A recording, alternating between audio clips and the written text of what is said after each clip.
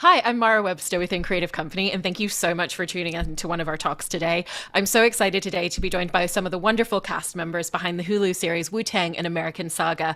And we are joined today by TJ Adams, Johnell Young, Zolee Griggs, and Ebony Obsidian. And TJ, I wanted to dive straight in with a question for you in talking about your character development, because I thought it was so interesting that, as well as looking at a lot of archive footage, that you also looked at Ason's son, Young Dirty Yeah, Bastard, and really looked at a lot of his mannerisms and characteristics and traits that he would have absorbed from his father. And so was interested in the aspect of looking at his son, some of the details and traits that you then carried into your performance and character development from that side of the research.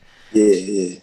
Oh, I use like a lot of his body movement. I feel like he does a lot of his father's like hand movement, neck movement, because ODB is like such a hard person to look at and like to follow like directly. And his son does a great job of doing what his father did. So I just basically looked at how he moved on stage or how he would move his when he freestyled, because ODB does like similar things. So that's pretty much it. Yeah. Yeah. And Johnell, you've talked a lot about how you really grew up with the fabric of Wu Tang, growing up in Staten Island as well. And I was interested in how even shooting in certain locations that you were familiar with and had a personal history with yourself really informed the way that you were able to understand this character, not just in terms of his individual arc in the show, but the community that he grew up in and what that space is like down in Staten Island, and then thinking about it specifically in the time period as well. I mean, yeah, it definitely was a help growing up in Staten Island. I used everything, all my resources that I had, from the Supreme Mathematics to Five Percenters, and just people that were very close to the Wu Tang Clan, especially like family members. So I feel like me growing up in Staten Island just been preparing me to play this role during my lifetime. So everything just came full circle. Like, we were shooting at my church, shooting at my record store. It was just crazy. And Zolee, in terms of your character, she's a composite of some of Riz's actual sisters rather than being based on one individually.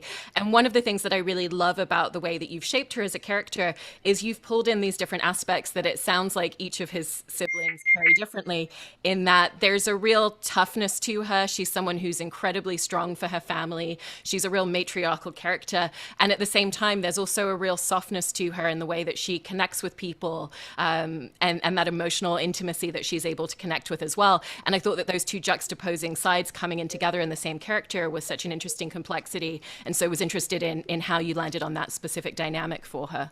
Yeah, so I was fortunate enough to, Erica and I, who plays my mother, Linda, we were able to meet with one of Riza's sisters. Her name is Sophia, and lovely woman. And we sat down and had lunch, and she explained to us like the family dynamic, what it was like between her and her sisters, her and her brothers, her and her mother, and then, the mother and stepfather dynamic. And so all these different relationship aspects. And it seemed like, depending on who the person was, of course, the sister would have a certain, I felt like Sophia would explain that there was like a certain softness that she had with her mother, versus their sister Cherie. Cherie was like the hothead. She was ready to fight anybody who messed with any of her siblings. She would even go at her mom if she needed to, if she felt like, her stepdad was being disrespectful or whatever it was. And so I was like, okay. And so I took all these different stories and characteristics and personalities that she explained to us. And I was like, okay, I understand a bit of the dynamic, and like where there might be some more softness, where there might be some resentment, where there might be some rebellion. So you just put those all together, and we have great writers who write great scenes and stories for us to act out. So it becomes easy to put it all together. Yeah. And Ebony, with you, I was interested in your development of Nia as a character, because you've talked a lot about how you felt a real responsibility in how you captured her and how you portrayed her, and worked closely with Divine and getting a lot of those family details and intricacies as well. But I was interested in the space that you found between where you wanted to play really true to her as a real person and where you felt that creative freedom, because you have the interesting aspect of playing a character based on a real person, but someone who isn't necessarily publicly known. There's not, swaths of public domain footage to look at in terms of capturing her, and an already instilled familiarity that the audience have. Yes. Uh, yeah, I think similar to Nia is a combination of women that Divine has been in relationships with. And so for me, I didn't get to meet any of those women. So I felt a little bit more pressure because this is the first time that I was playing someone who had such an influence on the family, on Divine, on, you know, the whole movement, I think, of Wu Tang as well. She was a contribution to that in a lot of ways that we'll see more in season 2. My whole thing, I really heavily relied, like Zoe said, there are phenomenal writers on this show. And I relied so heavily on the script, on what I was reading, on what I was feeling, and so happy that I get to work with Elijah because he's an incredible actor who is so about the craft and about getting to the meat of what a scene is. So every scene that we do together, I felt like I had no choice but to be Nia. I had no choice but to be, you know, his rock. I had no choice but to be a believer in the potential of the group, of the music, of these dreamers, of this family. And I'm so excited because season 2, you get to see how much she really values the people around her, how much she values Shuri, how much she values everybody, how much she values Divine. And it's just really exciting. Season 2 is coming out and I think I'm like fanning out right now. I'm sorry if like that. I'm having a moment, but I'm just really excited because yeah, I think Nia is someone who she's a lover of family. She's a big believer of unity. She's a big believer of going beyond what your resources, your given resources are, and making what Wu Tang has become, you know, a reality. And they did it. So yeah. Yeah. Also, for all of you, I wanted to talk about your collaboration with RZA because it sounds like he's incredibly hands-on in the show. You know, he's always around when you're shooting. He'll jump on the phone and talk through episode arcs before you go into production on any individual episode. And so for all of you, I was really interested in the influence and impact that he's had on your performances and the way that you've been able to shape these characters and their arcs in the show through the fact that he is so collaborative to that degree. Gentlemen. ladies first, of course. No, Ladies okay, first. I'll go. I think the cool thing is during the first season, yes, RZA was kind of, you know, it was an introduction. So he was holding our hand and walking us through everything. We were definitely his babies, his prodigies, and he was letting us know like what was up, the ins and out, the do's, the don'ts. But I feel like season 2, he's gotten to know us, we've gotten to know him. So yeah, he would definitely give pointers and tweaks and things like that, but he's also given us the creative freedom to just do, you know, like we've got it now. So it's like he's given us the creative freedom to have fun with it. Or at least, you know, that's how I feel now. So he respects us and we respect him, of course. And so it's cool. Like now we can go to dinners or lunches or whatever, and you know, we'll talk about some things then, but we might just have a personal conversation and it might just be cool, you know, and then it's like, cool, that was like a really great conversation. I can kind of use that for, you know, if we go to work tomorrow or whatever it is. So yeah, he's a great mentor, I would say. Yeah, great mentor. Definitely a great mentor. Working with RZA is like a dream come true. Like as I keep stressing that, being from Staten Island, I mean, we didn't have nobody else to really look up to. Like we're all the way outside of New York. Like they consider us not really New York, but coming from Staten Island, like that's the dude that we looked up to. And then to be working with him and actually like being able to be hands-on, working on a TV show about not only my city, but an iconic group is like a dream come true. So, but like he's like a big brother now. Like the first season, we would come to him about work and stuff and like about scenes and stuff like that. But not like Zolee said, as it becomes season 2 happened, like we got more personable, got more comfortable, and he allows us to like just really grow in the characters and really like help us with our scenes and stuff. Yeah. And go ahead, Ebony. no, go ahead. Oh, I wasn't gonna say anything. I was just swiping so I could see everybody's face.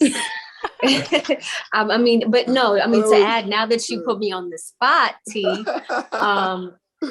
stamp everything that everyone has said about RZA. I think coming into this, again, I've never played a character who's based on a real person before, and all of these people are based on real people who are all around and able to see this work that we're all putting together. So I think having RZA there and being the calm energy that he was, even season 1, like I can't imagine what goes through his head on a daily when he's on set or when he's, prepping for production, and just the way that he has handled bringing this very raw, visceral story to life, his story to life, it's been with so much grace and like poise. It's really beautiful to watch. I feel like the RZA had a huge impact on me, and not only me, but the whole culture. So he's very much so involved in the whole production of the show. He gave me so many pointers and tips on how to embody the character. Like I remember in season 1, I was playing like a little too much this way. Like I was a little too I was too playful in a certain scene. He just told me like, yo, ODB. He gave me the real note that like ODB was like a real serious dude. And he still remind me to this day, like ODB was like a real serious dude. Like you see him like playing a lot on television or like when you see ODB, but he was like a real serious, you know what I'm saying, a real serious dude. So the RZA, like, he just influenced, he keeps his influence high on like the scene, Yeah. And then TJ and Johnell, I wanted to talk about the way in which you really dissected a lot of their music, and in particular looking at a lot of those earlier tracks, because there's so much detail that comes across in every single line of a Wu Tang song. And there's so much about what they were facing day to day, kind of like what that, you get the essence of the collaboration, that kinship, that brotherhood that comes across in their music as well. And so when you were first developing your characters and really listening to their music in a completely different way, what were some of the specific songs or lyrics that you remember really standing out that gave you a lot of detail of kind of aspects that you wanted to pull into your performance? Definitely the Seventh Chamber song. Like, I don't know how it happened, but all the songs that I've been practicing, like that I just thought that they would just do, we wound up actually pulling them. So like the Seventh Chamber song, I really studied that and was able to see like where their mindset or Jizz's mindset at the time, Liquid Swords, Protect Your Neck, all these songs that I was listening to like for months and months, not months and months to prepare for the role, but even when I was young. So it was like, it just came back to me and I understood, I was able to put myself in, okay, where Jizza was at the time of his life. Where was he? What was he thinking? Where was his purpose inside of the group? So it was dope.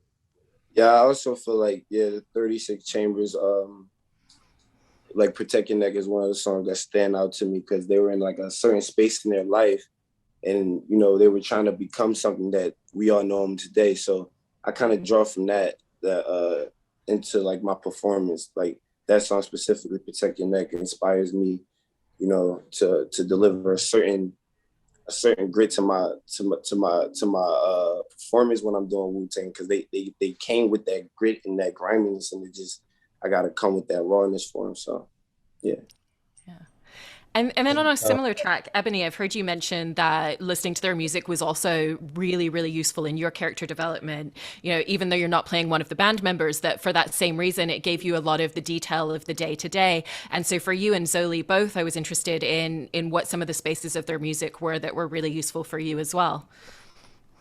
I think just in terms of like influence, I'm a 90s baby. I grew up listening to it, hearing it as too young to understand what was being talked about. And now being able to go back, hear the music, even just before, getting this role, rap is conversation. Rap is about life. It's I think one of the few genres that's word for word about life and experience. And so it helped in just creating a narrative for Nia, because that's what she was seeing. That's what she was actively trying to, push Divine away from, like, pushing them toward their full potential. And so I think just hearing the music on set, we got to hear a lot of the music on set. I'm not going to say nothing. I'm so bad with spoiling things. So I'm going to just say we heard a lot of the music on set.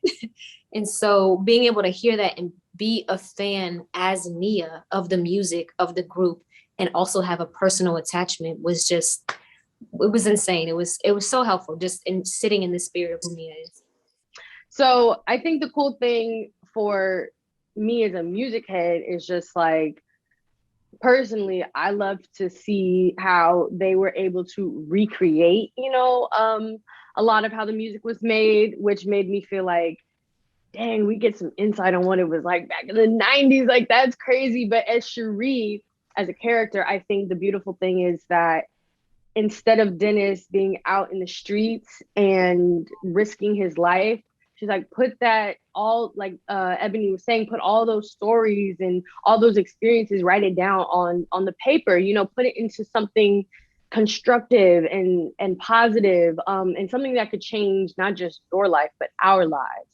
And so I think Cherie always saw the importance of the performing arts and the music. She also, you know, is into the performing arts.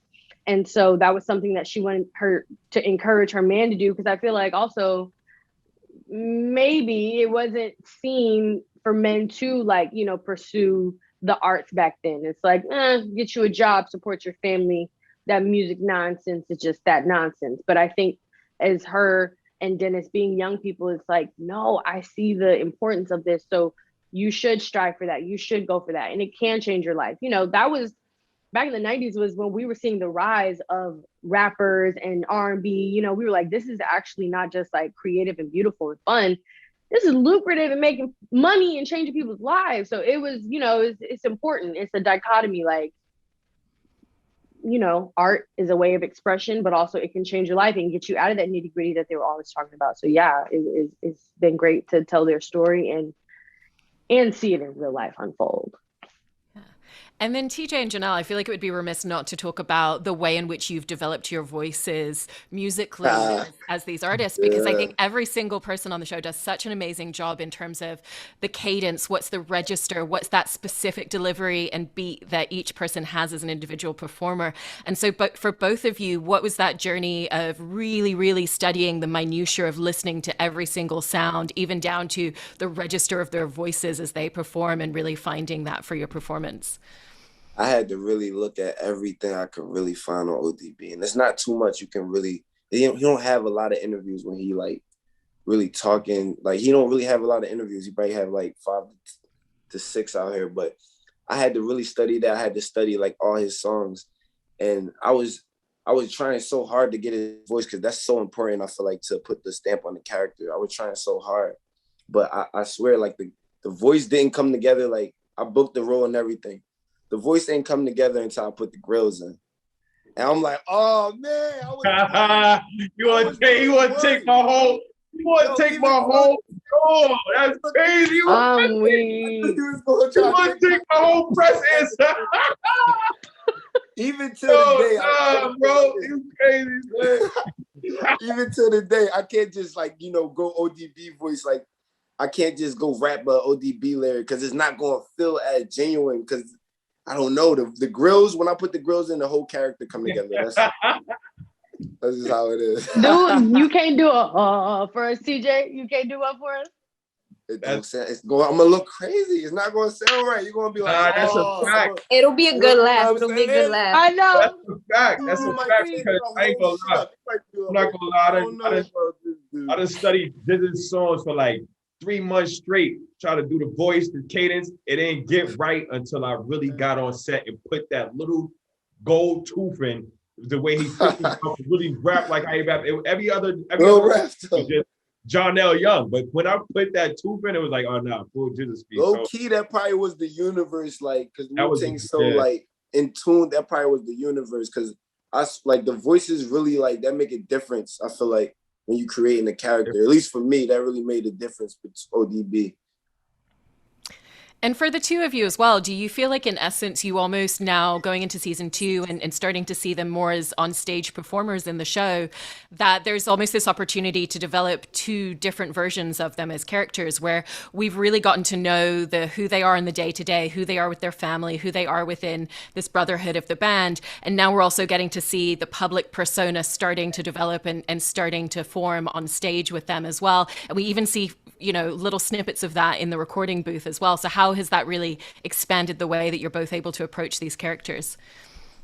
It just shows their human side. I get more to see not the jizza that the entertainment industry portrays, but the jizza that he is as a person. So like, especially, I think that's all to the writers. The writers, they got in that writer's room and got really detailed the stuff that I'm learning about just is like, wow, some of the stuff really connects to my real life. Like, oh, this dude he's not just an icon, a legend. He's really human. Like I could definitely, other than a rapper, definitely could connect with him on other areas of life. So it was dope. Definitely was able to bring some of me to the role as well. So right.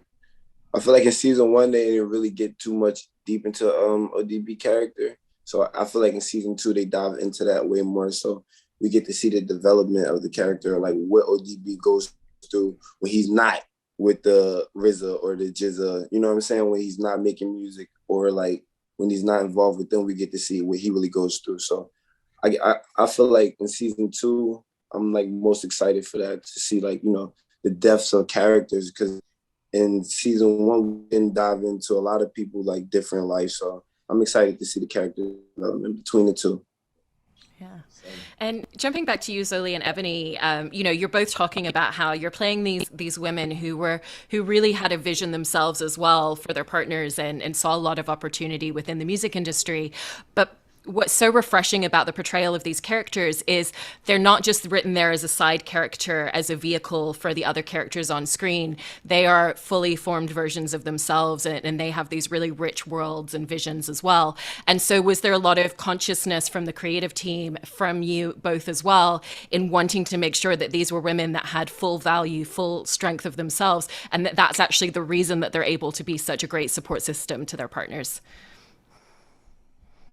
I think that's something that you get to see within the show, is when trials and tribulations arise, you get to see these women decide, like, am I as strong as I think I am, or am I as empowered as I say I am? How do I handle myself, and how do I interact with other people when I'm faced with these issues? Definitely, these women are headstrong and know what they want, but we're dealing with the intensity of the 90s, which like was insane in itself. And then these guys are characters, I'm not gonna lie. Like all of the guys who became Wu Tang, they're individually characters, you know? So having to deal with that, and then the circumstances of the 90s and all these other things, you don't know what to expect. So they're thrown a lot, but it's like, because of their maturity and just their stability and how sure of themselves, I definitely think they're able to become even more, you know, be even more empowered in their womanhood, and are even more like strengthened over time.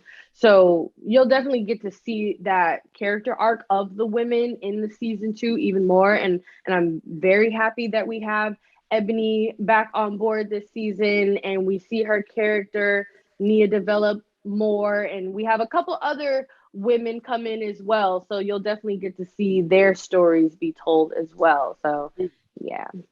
yeah.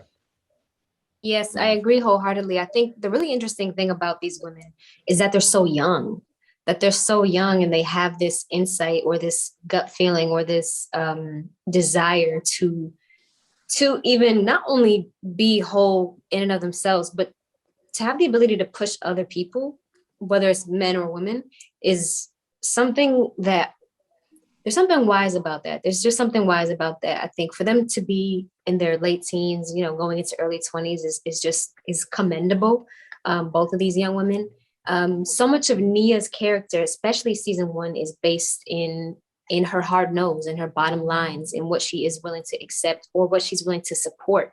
And we see that. We see a lot of that come up on several different occasions in season 1 with Nia and Divine. And so season 2, I think, is an expansion of those bottom lines and creating new ones, and actually having the I guess balls to be like, yeah, we're doing this or we're not doing it, but you got to make choices, and they're hard choices because you have so many things in life to balance. Like Zolee said, this is the 90s. This is like the height of so many things going on in New York as a whole, but in the country too. And so I just think for all of these people on the show, from Wu to all the women in their lives, or even the characters who come in and out of each episode throughout season 1, season 2, everybody has an impact and an influence. Everyone is there for a reason. Everybody leaves a mark. Everybody changes the direction of the story. Each minute it goes by. That's literally what any show or movie is. It's a, accumulation of decisions and circumstances, and just to see the way that it's going to continue on in season 2 is really exciting. And because TJ was mentioning that ability to go even deeper and find a lot more layers to his character this season, and it sounds like for all of you that kind of naturally, as often happens when you're going back for a second season of a TV show, that there's been this real opportunity to develop a different type of intimacy and connection with your characters as well. And I was interested not only in how that evolves your own relationship with your own character, but actually how that's evolved the dynamic on set as you're all working on scenes together, because you also now are in this space where you kind of know how everybody approaches their character stylistically. You know how everybody likes to work because every actor comes to the table with their own unique working style. And so what have those types of shifts been with the second season? We all got way more comfortable with the character in season 2.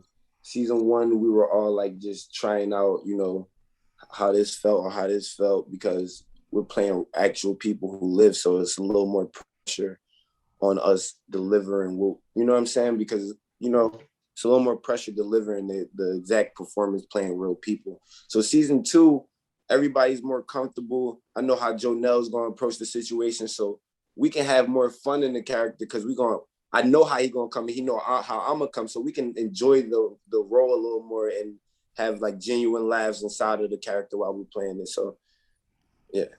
And to piggyback off of what TJ said, I just feel like we just came back to work more comfortable. I mean, we took a year off. We haven't seen each other since 2019, like September or October. So I feel like everybody came back not only with the mindset of we're ready, we were anticipating season 2, but we were just more together, unity, brotherhood. Like everybody was on the same page, and we just started rocking, and everything mixed. And you're gonna see as you can see, the chemistry I'm seeing is like real truthful. So yeah, it's true, and I feel like I'm Cherie on and off set, considering it's real. Like I am the only girl on set most of the time, so I be like sassy with all the guys, telling them what to do, telling them to, you know, get their shit together, whatever it might be, you know, like that is real. It's not just like, oh, she's, you know, the character on the show. It's like a lot of the times it will just be me and the guys. And, you know, if I have to do a scene or whatever. And so, yeah, I'm very comfortable. Like I see them all as my brothers, and we're all very honest with each other, character and personally. So yeah, I have no fears. I don't hold back or anything, and I don't think we need to. Like we're family at this point. Like we work and see each other for 6 months straight, so there is no need to be like for the next 7 years. No, God. Maybe two more. Boy. 7. Woof. Woof. No, I agree too. I agree. I piggyback on Zolee. I think because I work with Elijah Divine directly a lot of the time, I'm usually the only woman there, and that kind of intimate way. You surrounded by the whole gang a lot of times. Which is so funny, which is amazing. That's dope. I love it. Ebony, we don't got no scenes together. That's crazy. Why you telling them? Why you spoiling it? They didn't know that. Protecting neck. She was in. They didn't know that. What'd you say, Jay? Well, season 1 was the same vibe, though. I ain't gonna lie. I know. You're right. I'm just kidding. We ain't got no intimate. I know, but like you said, we got 7 seasons. It's gonna happen somewhere in there. Don't worry. Why you saying that? Really, y'all? I gotta spin it. Hold on. I gotta spin the drops. Yeah, no, I agree. I think we're all comfortable, clearly, as you could tell on this Zoom call. I was about to say, this is exactly what Zolee was just describing. This is what it's like. So yeah, it's great. And then lastly, for all of you, I wanted to ask about what it is in working in 2 seasons of this show that you feel you've really had the opportunity to learn and evolve about your craft as actors. And Ebony, I'm going to come to you first. Oh, absolutely. Without giving away too much, because I think I would like certain things to be a surprise, I was really allowed a lot more freedom this season in developing Nia and who she was outside of Divine, which was not that it was not freeing the first season, because like we said, these women are fully developed themselves. But I think it was really interesting to draw some of my own ideas to Nia, and being able to bring in just character work that maybe wasn't written on the page, and then, you know, was just open for me to be like, yeah, this will add this and this will add that. And so being able to make those choices, being trusted to make those choices was very nice. Yeah. And for you, Zolee? Yeah, I think when you do the work offset, when you have your time as an individual or acting coach or whatever, when you pick your poison and whatever it might be, I think the good thing and reminder for me is when you come to set, you've already prepared. So don't be too much in your head. Just actually have fun, like relax a little bit, because even though we are playing characters, they're still humans. And so even though we are doing a job and there's a lot of techniques and things that come with it, you're still a human being. So bring those human aspects to it. Like I definitely wanted to do my best and I would freak out and stress and all that kind of stuff. But in having those moments, you can mess up even more. So it's like to relax and trust yourself, because you're going through human emotions and situations when you're having these scenes. And so it's like, how would you actually react to something like this, and taking those personal moments and then tweaking it because you are, you know, paying respect to somebody else. So just to not be too in your head, as simple as it might seem, but it's true. Like, don't make a mountain out of a mole. TJ? Hey, Kat. Yeah, I would definitely say like to not be in your head. You gotta have fun with your characters. You gotta enjoy what you're doing. For me personally, I love playing ODB. I love the free spirit that he has. So bringing like I'm also a free spirit. So bringing some of my energy onto the character allows me to like have a more genuine performance, I feel like. So just to play off what Zolee said, just to not be so in your head and like have like a real enjoyable experience when you're doing it. I guess we're all gonna just play off what Zolee said in this. We having a good time. I'm saying, but that's seriously, it's like when you do the work, like as actors, I feel like we do it. We spend a lot of time on scripts and dissecting and analyzing the script, and especially with these characters, just trying to like think how they were thinking at the time. So by the time we come to set, it's like, all right, now it's time to play. Get out of your head. You already did the work. You're around your brothers, you're around your sisters. Let's have a good time and let's create some magic. So I feel like that was the whole core of season 2, unity coming together and camaraderie. Yeah. Taught him a new word. Yeah, it sounds good. I'm in a couple interviews now. It sounds good. Right. You even let loose. He said, let loose in the interviews too. You feel me? Well, I think the show works so well, not just because of how the story is being told, but it's such artistry in terms of every single individual performance. So congratulations on everything that each of you have individually brought to this show. And thank you so much for taking time to share all of this with us today. Thank you, Mara. Thank you so much.